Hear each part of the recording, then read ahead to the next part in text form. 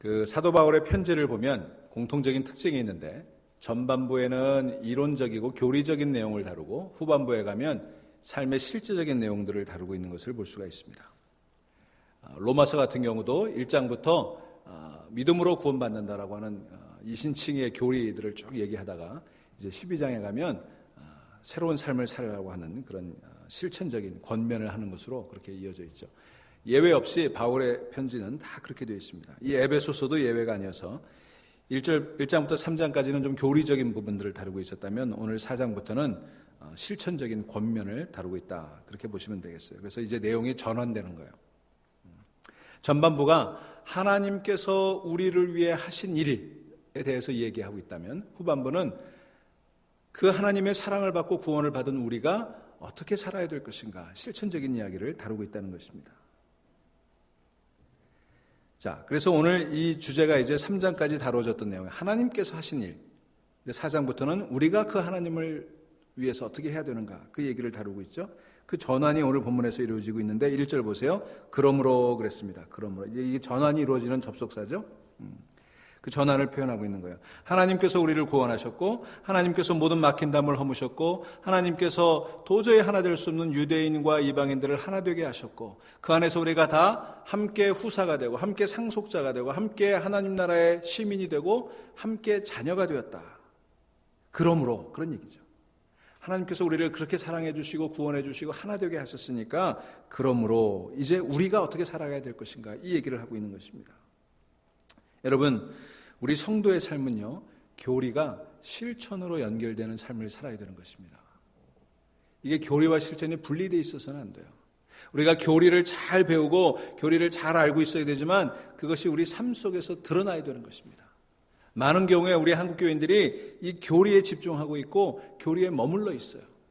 교리를 가지고 논쟁하고 교리를 가지고 시비하는 데는 익숙해 있지만 그것을 삶 속에서 살아내는 일에는 우리가 무척 서투르다고 하는 것을 기억해야 될 것입니다.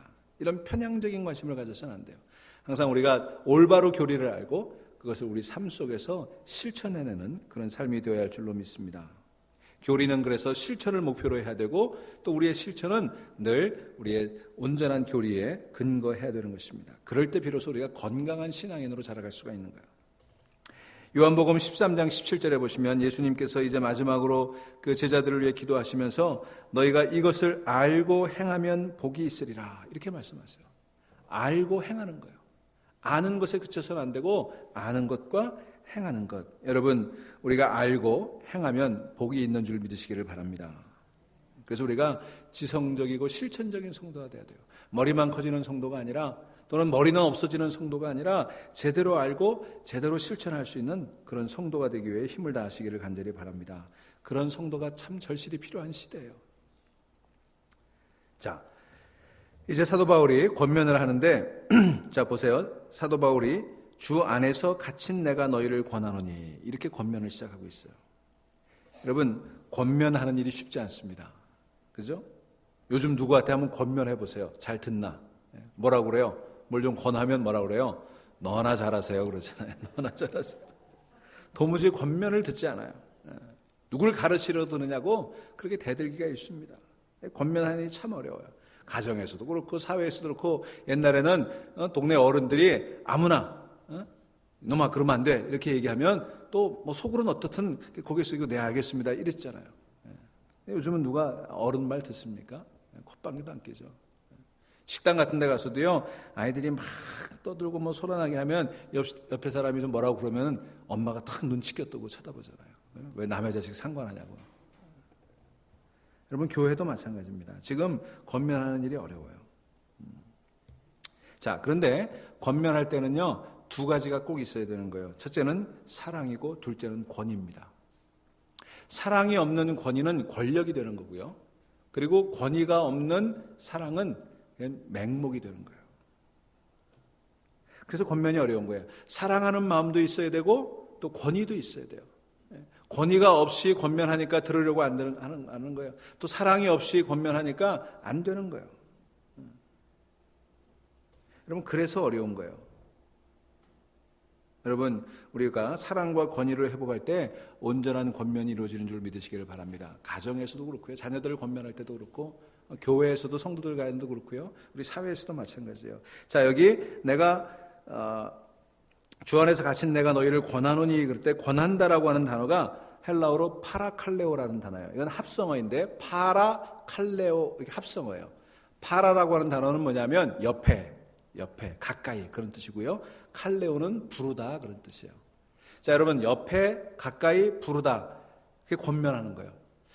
좀 와닿지 않으세요? 권면은 뭐예요? 멀리서 손가락으로 이렇게 저렇게 지시하는 게 아니라는 거예요. 호령하는 게 아니에요. 뭐예요? 가까이. 여러분 우리 그렇잖아요. 가까이 옆에서 이렇게 앞에 놓고 얘기하면요 굉장히 부담스러워요. 불편해요. 근데 옆에다 놓고 옆구리에 놓고 아이들도요 자녀들도요 옆에다 놓고 얘야 이건 이렇고 저건 저렇고 조곤조곤 얘기하면 듣는 거예요. 근데 앞에다 놓고 무릎 꿇혀 놓고 눈치 켜뜨고 막 이렇게 얘기하면 안 듣는 거잖아요. 저는 이 파라칼레오라는 단어가 참 재밌는 단어인 것 같아요. 옆에다 놓고 얘기한다. 옆에 불러다 놓고 얘기한다. 여러분 우리가 이렇게 할 수 있어야 될 줄로 믿습니다. 멀찍이 떨어져서 이래라 저래라 하면 그건 권면이 아니라 참견이죠. 잔소리가 되는 거예요. 목소리 높여서 시끄럽게 얘기하면 그건 호령이 되는 거예요. 권면은 호령도 아니고 참견도 아니고 옆에 놓고 다독거리면서 마음을 나누는 거예요.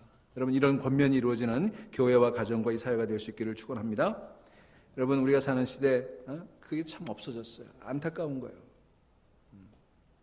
자, 여러분 칭찬도 사라지고 또 책망도 사라지고 권면도 사라진 이 시대 속에 정말 우리 교회가 사랑과 권위로 모든 것들을 통합하고 온전한 권면이 이루어지는 그런 사회를 만들어갈 수 있게 되기를 간절히 소망합니다. 바라칼레오 꼭 기억하세요. 자, 그런데 사도 바울이 지금 이렇게 권면하는데 사도 바울의 권면에는 힘이 있었어요. 왜 그랬냐? 권위와 사랑이 있었기 때문이겠죠. 근데 더 중요한 건 역설적으로 사도 바울이 지금 이 권면을 어디서 하고 있어요? 어디서 하고 있습니까? 여기 사도 바울이 뭐라고 그랬어요? 감옥에 갇힌 나 바울이잖아요. 감옥에 갇힌 나 바울. 여러분 1절 다시 보세요. 주 안에서 갇힌 내가 I, a prisoner of the Lord. 지난 시간에 이 부분에 대해서 살펴봤죠. 여러분 주 안에서 포로가 된 나 바울 그랬어요. 여러분 바울은요 로마 황제의 포로가 된 게 아니에요. 누구의 포로가 되었습니까? 예수 그리스도의 포로가 되었어요. 자기 삶의 모든 소중했던 것들을 다 내려놓고 예수 그리스도에게 묶였어요. 주 안에 갇혔어요. 여러분 지금 사도 바울이 주 안에 갇힌 사람이 되었기에 주 안에 포로된 사람이 되었기에 그의 권면이 힘을 갖게 되는 거예요. 저 사람은 주 안에서 주를 위해 주 때문에 갇힌 사람이야. 주 안에서 포로가 된 사람이야. 이런 말을 들을 수 있을 때 그 사람의 말에 힘이 실리게 되는 것입니다. 그런 사람의 말을요 가볍게 여길 수가 없게 되는 거예요. 여러분 우리가 교회 안에서도 누군가에게 권면하려면 내가 먼저 주께 묶인 자가 되어야 되는 것입니다. 주님께 내 모든 것들을 다 드렸을 때 그때 나에게 영적인 권위가 나오는 거예요. 여러분 내가 주 안에서 갇힌 자가 되고 주님의 포로가 될 때 세상이 나를 가볍게 여기지 못하는 줄 믿으시기를 바랍니다. 여기 모인 우리 모두가 주 안에서 포로가 되고 I, the prisoner of Jesus Christ 그렇게 얘기할 수 있는 그런 성도들 되시기를 주의 이름으로 축원합니다. 자, 그 바울이 이제 권면하는데 첫 번째 권면이 뭐예요? 너희가 부르심을 받은 일에 합당하게 행하여 그랬어요. 여러분 잘 기억하세요. 성도는 합당해서 부르심을 받은 존재가 아니라 부르심을 받았기에 합당하게 행해야 되는 존재예요. 우리가 부름받을 만한 자격이 있어서 하나님 나를 불러주신 게 아니라 하나님 나를 불러주셨기에 이제 불러주심을 받은 사람다운 그런 자격을 갖춰가야 되는 거예요. 아무 자격도 없는 우리를, 합당하지 않는 우리를 예수 그리스도의 은혜로 불러주셨습니다. 믿으십니까? 여러분 우리는요 까다로운 선발 과정을 거쳐서 선발된 사람들이 아니에요. 우리는 은혜로 선택받은 사람들이에요. 그래서 어떻게 해야 돼요? 선택받았으니까 끝난 게 아니잖아요. 선택받았으니까 그 은혜 받은 사람답게 이제부터 시작하는 거예요. 이제부터 다 돼서 선발된 게 아니라 이제 은혜로 선택됐으니까 그 선택된 삶의 모습을 갖춰가는 거예요. 여러분 그 길에 하나님의 은혜가 우리 가운데 임하게 될 줄로 믿으시기를 바랍니다. 여러분 교회는요 괜찮은 사람들이 모인 공동체가 아니에요. 이상적인 공동체가 아니에요. 여러분 우리 교회도요 별의별 사람들이 다 있어요. 그거 아세요 여러분? 별의별 사람들이 다 있어요. 왜 별의별 사람 다 있는 줄 아세요? 내가 그 별의별 사람 중에 하나잖아요. 남 쳐다보지 마시고. 근데 여러분 우리는 괜찮은 사람들만 모여있는 이상적인 공동체가 아니지만 우리의 목표는 뭐예요? 그리스도의 장성한 분량에까지 이르는 거예요. 우리가 이게 지난 수요일에 살펴본 거 아닙니까? 여러분 정말 우리 인생의 목표가 우리 신앙생활의 목표가 그리스도의 장성한 분량에 이른다는 것을 믿으십니까? 믿으시면 크게 아멘 해보세요. 예. 여러분 우리는요 그리스도의 장성한 분량에까지 이르는 게 목표가 돼야 돼요. 우리의 목표를 낮게 잡지 마세요. 그저 조금 이만하면 괜찮아 그렇게 잡지 마세요. 우리는 그리스도의 장성한 분량까지 자라가는 거예요. 근데 여러분 그렇게 자라가고 계세요? 어떠십니까? 여러분 저를 보실 때 한병철 목사는 그리스도의 장성한 분량에까지 이르렀다 그렇게 보이세요? 아멘. 고맙습니다. 그 아멘이 되게 무서워요. 네. 자, 여러분, 우리는 정말 그런 목사, 그런 성도가 보고 싶잖아요. 저 사람 정말 그리스도의 장성한 분량에까지 자란 사람이야. 그런 목회자야. 그런 성도야. 여러분, 그런데 우리는요, 아직 거기 이르지 못했어요. 이르지 못해도 한참 이르지 못했죠. 근데 중요한 건 뭐예요? 지금 자라가고 있느냐가 중요한 거예요. 내가 얼마까지 갔느냐가 중요한 게 아니라 내가 지금 가고 있느냐가 중요한 거예요. 내가 지금 뛰어가고 있으면, 내가 자라가고 있으면, 내가 걸어가고 있으면, 내가 기어가고 있어도 괜찮아요. 가고 있는 게 중요한 거예요. 여러분들이 저를 볼 때 실망스러울 때가 적지 않이 있을 거예요. 우리 교인들이 성도들 서로 바라볼 때도 그렇고, 교회 리더들을 바라볼 때도 그렇고, 실망스러울 때가 참 많이 있어요. 그건 사실이에요. 고백하지 않을 수가 없는 겁니다. 여러분, 그럴 때 지금 실망스러운 모습만 보지 마시고, 지금 자라가고 있는 모습, 끊임없이 그리스도의 장성한 분량에까지 자라가는 모습, 그리고 앞으로 이루어갈 하나님께서 그 삶 가운데 이루실 놀라운 일들을 바라보며 또 그렇게 참아주며 기도해 주시기를 주의 이름으로 간절히 축원합니다. 여러분 사람 안 변한다고 그러지만요 변해요. 제가 목회해보면 변합니다. 안 변한 부분이 더 많아서 그렇지 변한 부분도 꽤 많아요. 자, 여러분 나는 완벽한 것 같고 나는 온전한 것 같이 생각하는 것처럼 교만이 없어요. 또 상교회 와서 목사한테 실망했다 그러고 장로한테 실망했다 그러고 뭐 그냥 실망하고 상처받았다고 징징거리는 사람들이 있어요. 가만히 보니까 그 사람이 가장 많이 상처 주고 있어. 자기가 상처 주고 있는 건 생각을 못해요. 그저 상처받았고 실망했다고만 얘기해요. 여러분 그런 교만이 어디 있어요? 여러분 우리가 늘 자라가고 있다. 주께서 대신하여 죽으신 형제, 이런 믿음 가지고 그 사람 속에 일어나고 있는 변화들을 바라보면서 참아주고 기다려주고 기도해 주시기를 주의 이름으로 축원합니다. 자, 우리는 은혜로 부름을 받았어요. 합당해서 부름받은 게 아니라 부름받아서 이제 합당하게 살아가야 돼요. 자, 그러면 우리가 합당하게 살아가야 되는 일이 두 가지가 있는데 그게 오늘 에베소서 4장 1절부터 16절에 첫 번째 얘기가 나오고 그 다음에 17절부터 5장에 이르러서 5장 21절까지 두 번째 얘기가 나와요. 오늘 1장 1절부터 3절까지만 봤습니다만 4장 1절부터 16절까지 보면은 하나됨에 대해서 얘기하고 있어요. 우리가 하나님의 은혜로 자격이 없지만 합당하지 않지만 부르심을 받았으면 이제부터 합당하게 살아가야 되는데 그 첫 번째 목표가 뭐냐면 하나 되는 거예요. 유니티. 그리고 두 번째는 이제 4장 17절부터 5장 21절에 얘기하는데 퓨리티예요. 거룩함이에요. 그래서 우리는 하나됨과 거룩함을 이뤄가야 되는 것입니다. 사랑하는 여러분, 성도가 마땅히 행해야 될 바는 유니티 앤 퓨리티, 일치와 또 성결, 하나됨과 거룩함인 줄 믿으시기를 바랍니다. 여러분 하나됨과 거룩함이 결합될 때 그 결과로 나타나는 게 부흥이에요. 교회의 부흥은 다른 걸로 이루어지는 거 아니에요. 부흥해서 부흥한 교회 제가 못 봤어요. 여러분 교회의 부흥은요 하나됨과 거룩함이 결과로 나타나는 그 결과가 부흥인 것입니다. 여러분 저는 우리 교회가 하나됨과 거룩함을 결합시키는 그런 교회가 되기를 간절히 소망합니다. 우리가 무엇보다도 하나 돼야 돼요. 우리 성도들의 삶에도요 이게 나타나야 돼요. 하나됨과 성결함, 거룩함. 여러분 그럴 때 우리 교회도 여러분의 삶도 여러분의 가정도 거룩한 부흥이 이루어지는 줄 믿으시기를 바랍니다. 자, 성경에서 유니티, 하나됨을 이야기하고 있는 위대한 본문이 두 가지가 있어요. 그게 하나가 오늘 에베소서 4장 1절부터 16절이고요. 또 다른 하나는 요한복음 17장입니다. 여러분 요한복음 17장으로 한번 가보시기 바랍니다.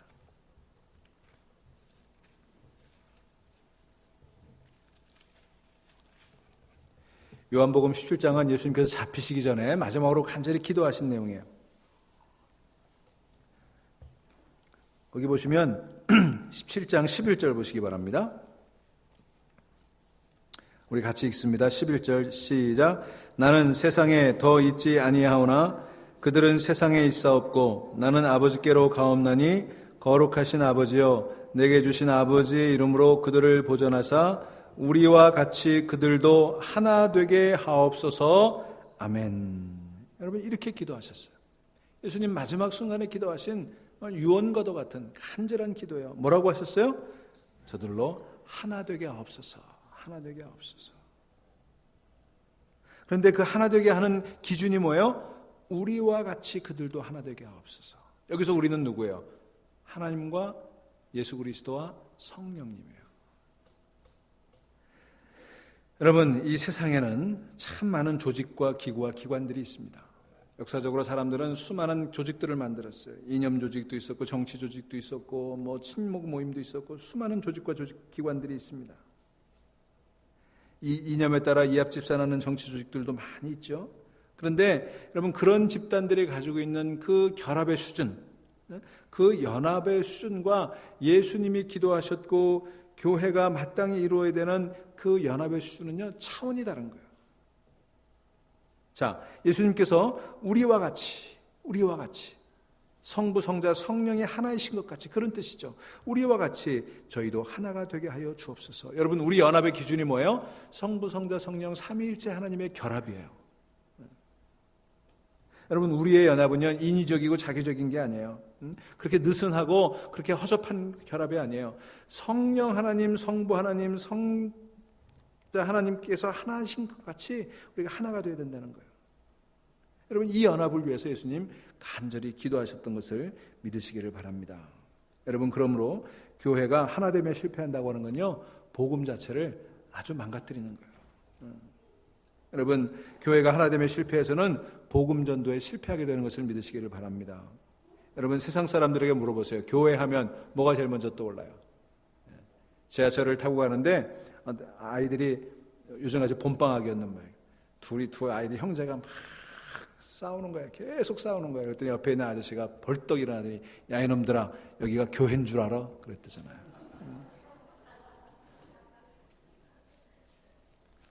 여러분 세상 사람들에게 교회하면 떠오르는 이미지가 뭐예요? 분열, 분쟁 아닙니까? 교회하면 떠오르는 이미지가 사랑이라고 대답하는 사람이 별로 없었어요. 여러분 우리 교회가 전하는 메시지가 뭐예요? 십자가의 사랑 아닙니까? 근데 우리가 십자가의 사랑을 전하면서 세상이 우리를 볼 때 우리에게서 사랑이 보이지 않는다면 그 복음이 어떻게 전달될 수가 있겠어요? 제가 지난 주일 부활절 일부 예배 설교했던 것처럼 우리가 부활을 얘기하면서 부활의 삶을 살지 않는다면 세상 사람들이 어떻게 우리에게서 부활을 보겠어요? 여러분 우리가 전하는 사랑 그것은 세상에 말하는 그런 오염된 사랑이 아니라 순결한 사랑, 디바인 러브, 신적인 사랑이에요. 우리가 이 신적인 사랑을 전하면서 서로 싸우고 서로 분열하고 서로 갈등한다? 여러분 이렇게 복음이 전해질 수가 없는 거예요. 제가 전에도 소개해드린 바가 있습니다만 2세기 말에 이교도들이요 기독교인들을 보고 이렇게 얘기했다고 그래요. 저 기독교인들을 보라. 그들이 얼마나 서로 사랑하는지 서로를 위해 기꺼이 죽을 준비가 되어 있는 저 모습을 보라. 사랑하는 여러분, 오늘 이 지역사회 사람들에게 저 중앙교인들을 보라. 여러분 이런 얘기를 들을 수 있어야 되지 않겠습니까? 그럴 때요 복음은 저절로 전해지는 거예요. 여러분 우리가 이런 소리를 들을 수 있게 되기를 간절히 소망합니다. 이 유니티 하나됨을 이루지 못하면요 복음은 소용이 없는 거예요. 교회가 교회답지 못하게 되는 것입니다. 자, 사도 바울이 이제 앞에 하나님이 우리를 위해 행하신 일을 다 얘기하고 4장에 들어와서 그러면 우리가 어떻게 살아야 될 것인가 실천적인 이야기를 하면서 첫 번째 가르치신 게 뭐예요? 힘써 하나됨을 지켜라. 여러분 사도 바울은 교회가 커지라고 말하지 않았습니다. 교회 건물 크게 지으라고 얘기하지 않았어요. 교회 예산을 늘리라고 말하지 않았습니다. 프로그램 많이 하라고 그러지 않았어요. 뭐예요? 힘써 하나됨을 지켜라. 여기 힘써 그랬어요. 힘써라고 하는 단어가 스푸다저라고 하는 헬라어인데, 이거는 내 정서, 내 감정, 내 이성 이런 걸 다 한다는 이게 중요함, 그걸 얘기하고 있는 의미도 있지만, 그 말에는요 헤이스트, 서두르다는 뜻이 있어요. 서둘러. 그러니까 하나됨을 뭐예요? 내 온 힘을 다해서 하나됨을 지키라고 하는 의미도 있지만, 무엇보다도 시급하게 먼저 하나됨을 지켜라, 그런 의미가 있는 거예요. 그러니까 여기 힘써라고 하는 의미는 두 가지 의미가 있어요. 시급함과 중요함, urgency와 importance가 있는 거예요. 하나 되는 일은요 서둘러 해야 되는 일이에요. 맨 먼저 해야 되는 일입니다. 우리가 최우선으로 해야 되는 일이 하나 되는 일이고, 우리가 가장 힘들이고 공들여서 해야 되는 일이 하나 되는 일인 줄로 믿으시기를 바랍니다. 우리 모든 에너지를 여기 쏟아부어야 돼요. 하나됨을 힘써 지켜라. 그 다음에 여기 지켜라 그랬죠. 이 지켜라고 하는 단어는 테데오라고 하는 단어인데, 이 단어는 무슨 말이냐면요, 만들다는 게 아니라 영어로 하면 make라는 의미보다는 keep이라는 의미가 있어요. 지켜라. 여러분, 우리 성도의 하나됨은 우리가 만드는 거 아니에요. 교회 하나됨은 누가 만드십니까? 성령님이 이루어주세요. 성령님께서 우리를 하나 되게 하신 것을 우리는 뭐예요? 지켜가야 되는 거예요. 지켜가야 되는 거예요. 여러분, 교회는 하나됨을 만드는 공동체가 아니라 하나님께서, 성령님께서 이루신 그 하나됨을 지켜가는 공동체예요. 여러분, 제가 누누이 강조하지만 하나됨은요 사역의 수단이 아니에요. 우리가 하나 돼서 뭘 해야지, 하나 돼서 힘을 모아서 뭘 해야지, 이건 수단이잖아요. 근데 하나됨은 그런 수단이 아니라, 무엇을 하기 위해서 힘을 모으는 수단이 아니라 하나됨 그 자체가 목적이에요. 하나됨이 목적이에요. 여러분, 그래서 사탄은요 이 하나됨을 깨트리는 일에 혈안이 되어 있어요. 여러분, 사탄이 가장 많이 하는 일이 뭔지 아십니까? 교회 하나됨을 깨트리는 거예요. 왜? 교회의 힘이 하나됨에서 나오니까. 여러분, 우리가 교회 사역을 할 때요, 내 마음에 옳다고 생각되는 일이 있어요. 이거 해야지, 이게 옳지, 이렇게 하는 게 옳지, 이런 생각들이 있어요. 여러분, 누가 봐도 옳은 일이 있어요. 그 사람 생각이 옳아요, 맞아요. 그런데 아무리 옳은 일이라도, 누가 봐도 옳은 일이라고 하더라도 그 옳은 일이 관계를 깨트린다면 그게 옳은 일일 수 없다는 것입니다. 그러니까 이걸 기억해야 돼요.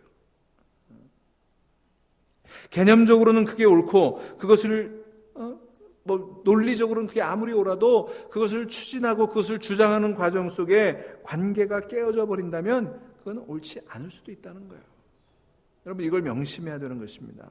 여러분, 하나됨을 지키는 것이 가장 중요하고 가장 우선적인 일임을 믿으시기를 바랍니다. 여러분, 제가 요즘 교회협의회 일을 가끔 얘기합니다만, 제가 교회협의회 하면서 딱 내세운 게 있어요. 싸우는 일을 하지 맙시다. 왜냐하면 여러 교단들이 모여 있거든요. 그리고 다 맑게 하는 목사님들 나오시잖아요. 그러니까 굉장해요. 저 사람은 제가 회장인데 말도 못하고 그냥 있어요. 근데 제가 하나 하는 일이 있어요. 누구라도 반대하고 누구라도 시비하는 일을 하지 말자. 우리 싸우면서 해가지고 뭐 덕이 되겠느냐. 그냥 가만히 있자. 그래서 우리 교회협의회 회계장로님이 계시는데, 그분이 지금 13년째 회계장로를 하는데, 그분이 그래요. 목사님, 지난 2년 동안 교회협의회가 이렇게 임원회 모였을 때마다 웃고 화기애애하고 그런 적이 한 번도 없었어요. 맨날 싸우고 소리 지르고 이렇게 화목한 적이 없었대요. 그래서 제가 좀 감사하고 있어요. 여러분, 우리 교회도 마찬가지 아닙니까? 아무리 옳은 일도요, 싸우면서 하지는 말자고요.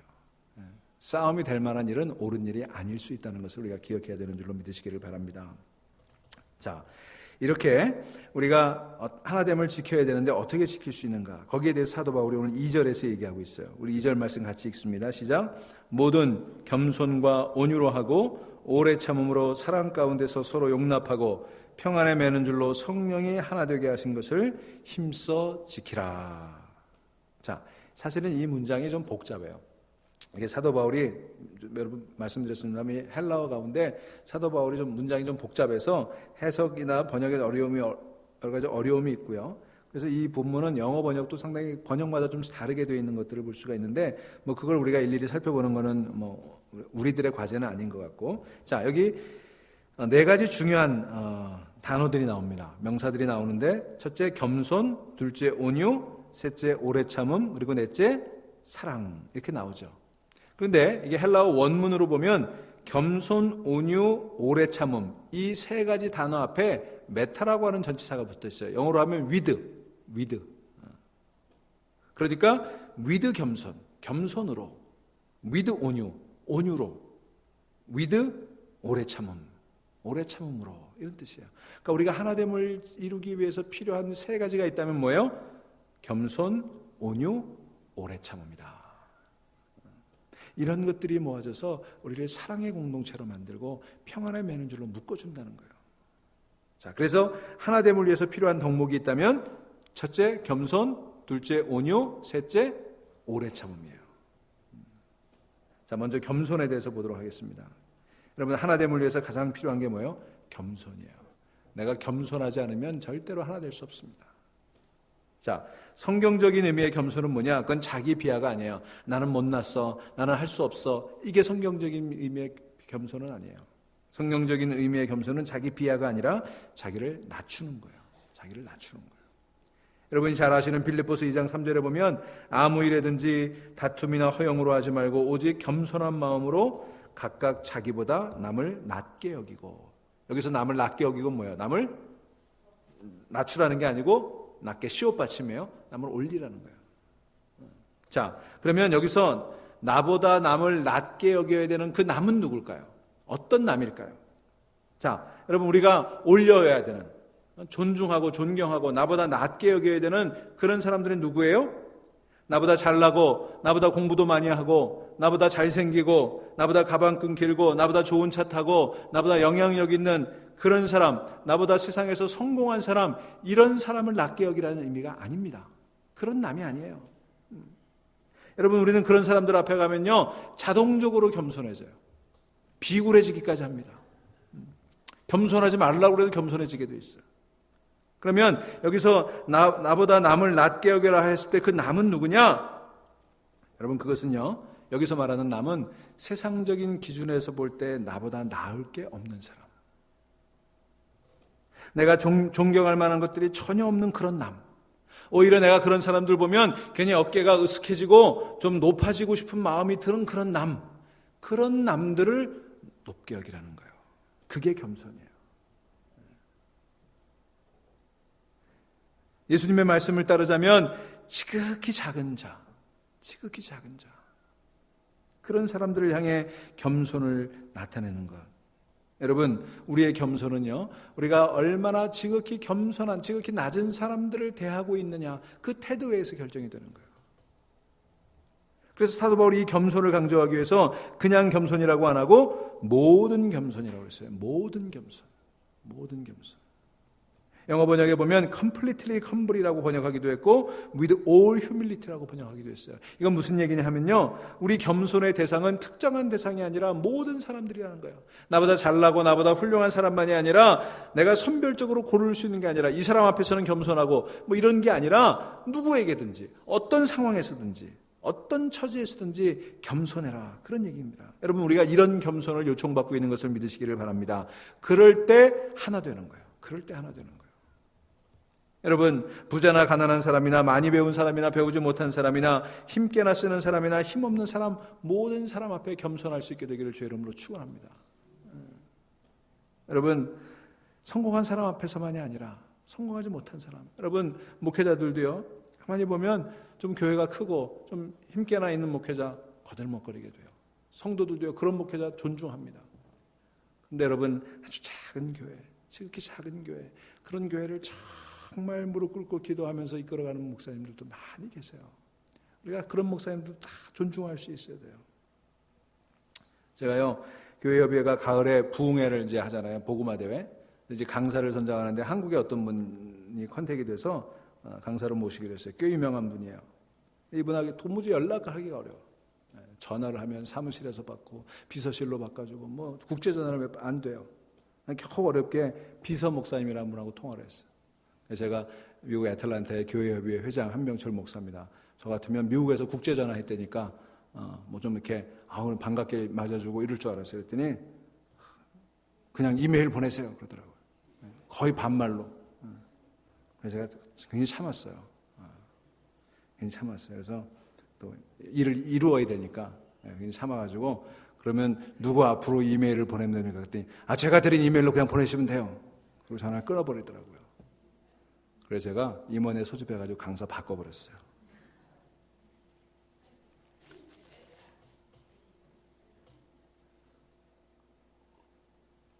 그 목사님하고 한 번 통화도 못 해봤지만 그 비서 목사를 보니까 알겠더라고요. 여러분, 제가 혹시 힘 있는 목사가 되어 건방 떨지 않도록 기도해 주시기를 간절히 바랍니다. 저라고 그러지 말라는 보장이 없어요. 지금 요만하니까 제가 그래도 요 정도 겸손한 거지 저도요 조금만 더 몰라요. 여러분, 우리가 사는 집에도 겸손함이 나타나야 되고 우리가 타는 차에도 겸손함이 나타나야 되고 우리가 입는 옷에도 겸손함이 나타나야 돼요. 여러분, 그렇다고 오해하지 마세요. 궁상 떨고 다니란 말 아니에요. 궁상 떨고 다니지 마세요. 어떤 사람은요 매우 겸손하게 하고 다니는데 속에는요 교만이 가득 찬 사람들이 있어요. 나는 이렇게 겸손하게 하고 다닌다. 나는 이렇게 겸손한 사람이다. 자기가 겸손하다고 의식되는 순간 겸손은 사라집니다. 그래서 겸손이 어려운 거예요. 여러분, 성경은 말합니다. 심령이 가난한 자는 복이 있다. 근데 여러분, 재밌는 것은요, 여기 심령이 가난하다고 그랬을 때 가난하다는 말이 헬라어로 푸토코스예요. 푸토코스. 근데 누가복음 16장에 보시면 20절에 거지 나사로를 얘기하죠. 근데 거지 나사로 그럴 때 그 거지라는 단어가 푸토코스예요.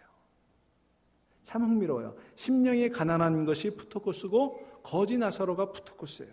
무슨 얘기일까요, 여러분? 거지는 뭘로 사는 사람이에요? 적선받아 사는 사람이죠.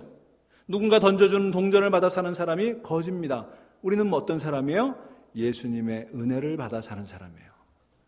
하나님의 은혜 가운데 살아가는 사람이에요. 그래서 똑같이 푸토코스예요. 그 은혜가 없으면 살아갈 수 없는 사람. 거지는 적선이 없으면, 동량이 없으면 살아갈 수 없는 사람이지만 우리는 하나님 앞에 은혜 없이는 살아갈 수 없는 사람이라는 거예요. 여러분, 그 사람이 겸손한 사람이에요. 다른 사람들과 비교해서 나는 부자다, 나는 가난하다 이렇게 말하는 것이 아니라 하나님 앞에서는 나는 가난한 사람이다.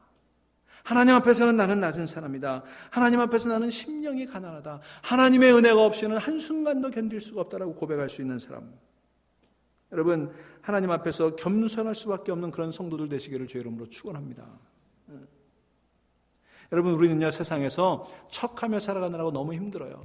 있는 척, 아는 척, 예쁜 척, 일하는 척, 깨끗한 척 하죠. 교회에서는 어때요? 신령한 척 하죠. 여러분, 신령한 척 하지 마시고 신령한 사람 될 수 있기를 주의 이름으로 축원합니다. 여러분, 우리가 겸손해야 사랑받아요. 제가 목회하면서 보면 누가 교인들에게 사랑받나? 겸손한 사람이 사랑받아요. 왜 나 사랑 안 해주냐고 징징거려봐야 여러분 욕만 먹습니다. 겸손해지면 사랑은 자연히 따라오는 거예요. 동화작가 정채봉 씨, 참 아주 아름답고 또 의미 있는 동화들을 많이 쓰신 분인데 그분의 동화 가운데 이런 게 있어요. 세탁소에 들어온 그 신출내기 옷걸이를 향해서 오래된 헌 옷걸이가 해주는 얘기예요. 헌 옷걸이, 그러니까 새 옷걸이에게 이렇게 얘기합니다. 너는 옷걸이라는 사실을 한시라도 잊지 마라. 왜 제게 그런 얘기를 해주시죠? 그러자 헌 옷걸이가 다시 얘기합니다. 잠깐씩 입혀지는 옷이 자기의 신분인 양 착각하는 옷걸이를 많이 봤거든. 여러분, 깊이 생각해야 될 이야기 아니겠습니까? 저나 여러분들 다 옷걸이에 불과해요. 그러니 우리에게 걸쳐지는 옷 때문에 실망할 것도 없고 그것 때문에 우쭐해질 것도 없는 것입니다. 여러분, 우리는 옷걸이에 불과해요. 어떤 옷이 걸쳐지든지 나는 옷걸이로서 존재하면 되는 거예요. 여러분, 선줄로 생각할 때 넘어질까 조심하라는 말씀 기억하며 겸손으로 하나를 이룰 수 있는 저와 여러분 되시기를 주의 이름으로 축원합니다. 두 번째, 우리에게 필요한 덕목이 뭐예요? 하나 되기 위해서 온유예요. 온유. 어느 목사님에게 한 교인이 와서 이렇게 얘기했어요. 목사님, 저는 화를 잘 냅니다. 근데 오래 가진 않아요. 그랬어요. 그때 목사님 뭐라고 그러신 줄 아세요? 우리 주변에도 이런 분이 있죠. 목사님, 저는 뒤끝이 없어요. 저는 그냥 아싸해서요. 그냥 펄컥 화를 내지만 그냥 오래 안 가요. 이 목사님 뭐라고 그랬는 줄 아세요? 당신은 오래 안 가지만 당신에게 상처받은 사람은 오래 갑니다. 오래 갑니다. 여러분, 우리 온유해져야 되겠어요. 베드로전서 3장 9절은 악은 악으로 욕을 욕으로 갚지 말라 말씀합니다. 이게 온유예요. 악을 악으로 갚지 말고 욕을 욕으로 갚지 않는 거, 그건 타고난 성품 가지고만 할 수 있는 일은 아니에요.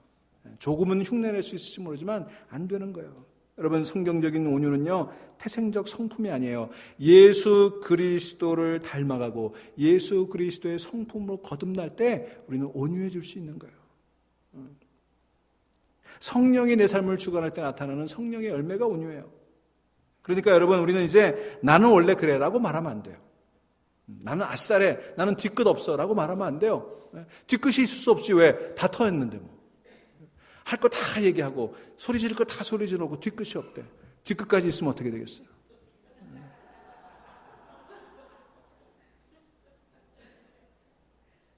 여러분, 우리는 어떤 분은요, 타고 나면서부터 그냥 온유한 분들이 있어요. 근데 그거 가지고 안 되는 거예요.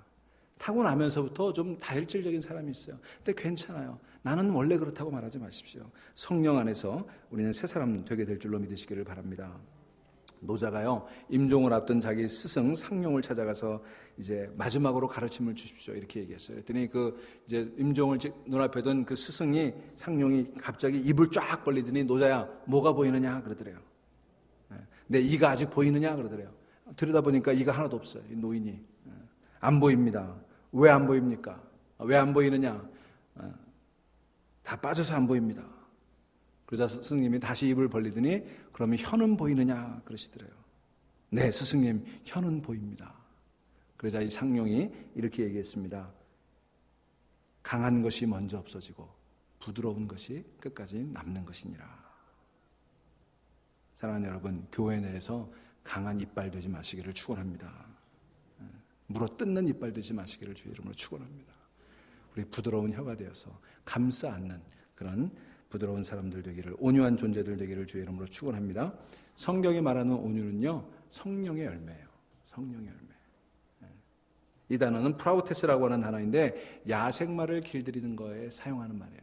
여러분, 야생마에 얼마나 힘이 넘칩니까? 힘이 없는 게 온유가 아니에요. 힘이 있는데 그 야생마를 길들이지 않으면 그 힘은 아무짝에도 쓸모가 없습니다. 오히려 사람을 다치게 하고 기물을 파괴할 뿐이죠. 그러나 그 야생마를 아주 애써서 길들이면 어떻게 돼요? 그 힘으로 밭도 갈고 물건도 나르고 사람도 태워 달리게 되지 않습니까? 그게 온유예요. 우리 주님은 힘이 있으신 분이었어요. 온 세상의 주인이셨어요. 그런데 그 힘을 쓰지 않으셨습니다. 십자가에서 다 내주셨어요. 여러분, 우리 안에도 야생마와 같은 그런 힘들이 있지 않겠습니까? 다스리지 않으면 남에게 상처를 주고 모든 것들을 깨트리는 그런 야생마 같은 힘들이 있어요. 여러분, 노력하고 힘쓰고 성령의 열매를 통해 정말 온유한 저와 여러분 될 수 있기를 주의 이름으로 축원합니다. 그 온유가 있을 때 공동체가 하나 되는 거예요. 자, 마지막으로 오래 참음입니다. 이 오래 참음은요, 누구의 성품일까요? 하나님의 성품이에요. 하나님이 오래 참으시기에 우리도 오래 참아야 되는 거예요. 데살로니가전서 5장 14절에 보면, 게으른 자들을 권계하며 마음이 약한 자들을 격려하고 힘이 없는 자들을 붙들어주며 모든 사람에게 오래 참으라 그랬어요. 여기 오래 참으라, 누구에게? 모든 사람에게. 그 모든 사람이 누구예요? 게으른 자. 여러분, 우리가 게으른 사람 보면 참기 힘들어요. 유약한 사람 보면 참기 힘들어요. 이런 사람들이 있어요. 우리 주변에 정말 참아내기 어려운 사람들이 있습니다. 그런데 뭐라고 그랬어요? 모든 사람들에게. 그런 사람들에게 참아내라는 거예요. 사랑하는 여러분, 모든 겸손, 모든 온유, 모든 사람에 대해 오래 참는 거, 이거 참 쉽지 않아요. 그래서 고린도전서도 사랑을 얘기하면서 사랑은 오래 참음으로 시작해서 모든 것을 견디느니라, 그렇게 끝나고 있어요. 그러면 사랑의 시작이 뭐예요? 오래 참는 것이고, 사랑의 마지막은 견디는 거예요. 여러분, 오래 참을 수 있는 저와 여러분 되기를 간절히 소망합니다. 여러분, 뜨거운 온탕에서는 그렇게 잘 참으면서 왜 남은 못 참아주나요? 여러분, 이 교회 안에 모든 사람에 대해서 오래 참는 그런 덕목이 쌓여지고 오래 참는 공동체 될 수 있기를 주의 이름으로 축원합니다. 여러분, 우리는요, 다른 사람들을 보고 다른 사람들의 잘못을 볼 때 던질 돌을 주워듬는 사람이 아니라 그 허물을 덮을 옷을 찾는 사람들이 되어야 돼요. 그게 하나 되는 공동체예요. 사랑하는 여러분, 오늘 교회는 마치 우리 어렸을 때 소풍 가서 했던 2인 삼각을 달리는 것과 같아요. 두 사람이 서로 다리를 묶고 달려가면 어떻습니까? 처음엔 넘어지고 걷기조차 힘들어요. 하지만 조용히 서로 호흡을 맞추고 서로를 바라보며 걷기 시작하면요, 2인 삼각 참 재밌습니다. 심지어는 뛰어갈 수도 있게 되는 거예요. 여러분, 우리가 지금은 2인 삼각을 하는 것처럼 서로 걷기조차 힘든 그런 공동체일런지를 모르지만 서로 온유한 마음으로, 겸손한 마음으로, 오래 참는 마음으로 성령이 하나 되게 하시는 것을 힘써 지켜나갈 때 한 걸음 한 걸음 걸을 수 있게 될 것이고 마침내는 손을 잡고 발을 묶고 달려가게 될 줄로 믿습니다. 여러분, 그러한 공동체 겸손과 온유와 오래 참음을 실천할 수 있는, 그래서 잘 걷고 잘 뛸 수 있는 저와 여러분들, 우리 교회를 만들어 갈 수 있게 되기를 주의 이름으로 축원합니다. 기도하시겠습니다.